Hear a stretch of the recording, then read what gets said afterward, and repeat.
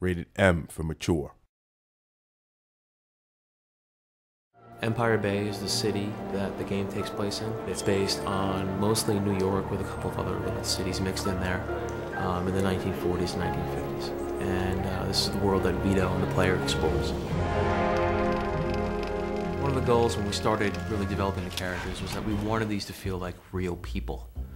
They weren't just going to be stereotypes. We detail out who our characters are, what we think they would sound like, and then we sort of go out and choose the sound of our actors. We maybe test like 120, 150 different actors. Mostly guys who grew up in New York or lived in New York for a set amount of time. You kind of have to know the lingo. It's its own language. You can't really imitate it or you end up sounding like, you know, Fat Tony on The Simpsons. One of the decisions we took real early on in the project was to not use famous actors. We really have a problem with the fact that you can't relate to that as the player character so much. It's, oh, that's so-and-so, that's not the character. You know, he's voicing the character, but I'm thinking about the actor, not thinking about the character on the screen. How about you get back in your cute little car with your little friends there and I'll pretend I never seen you. Sound good?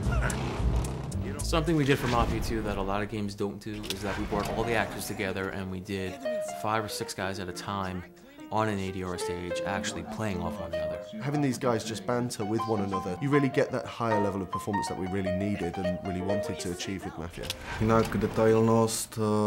As well as making the characters sound genuine, we also had to make them act like real mobsters, and we were able to do this with motion capture.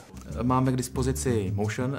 We bought our very own mocap studio for Mafia 2 so that we could capture or tweak any animation whenever we needed to. The challenging part, however, was to get all these movements and combinations to run within the memory limitations of a console and still have a fun playable game. Another thing that we insisted on with the mocap sessions was that the actors used real weapons as props. Real weapons equals realistic animations. So we ordered real firearms such as the classic Tommy gun, the MG42 and various pistols, and you can really see that in the movement of the characters. Something else that makes the world really feel alive is the radio. For a great deal of time in the game, you're going to be in the car, so we have multiple radio stations in the game. Each has its own DJ.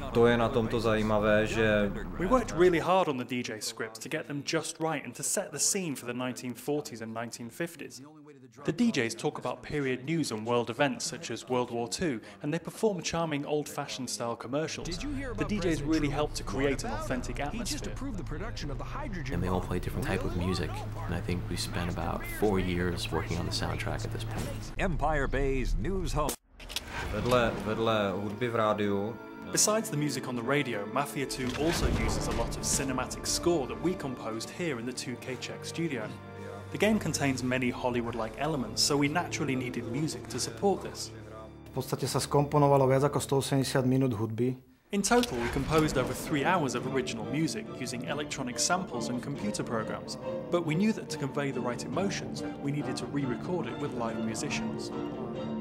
Even though we're dealing with guys that maybe have got, like, you know, involved in shady kind of deals and whatever else, we still see the human side of them. The feeling of engagement with the characters in Mafia is, you know, is really second to none.